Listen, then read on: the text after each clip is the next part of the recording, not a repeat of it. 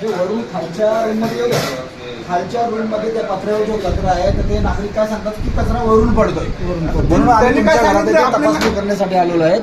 हा कचरा जो आहे हा किती मोठ्या प्रमाणात कचरा आहे आणि सगळा पत्र्यावर अडकून पडलाय कचरा.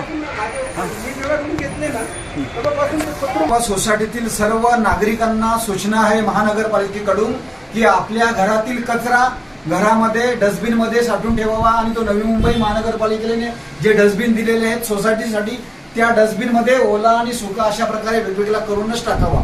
कुणीही आपल्या घरातील कचरा अशा प्रकारे खिडकीद्वारे बाहेर टाकू नका. आपण टाकलेला खिडकीद्वारे कचरा तो रस्त्यावर पडतो किंवा खालच्या रूमच्या पत्र्यावर पडतो. तो कुठेही त्याचा विल्हेवाट होत नाही. यासाठी आपल्या घरातला कचरा कुंडीमध्ये डस्टबिनमध्ये गेला पाहिजे.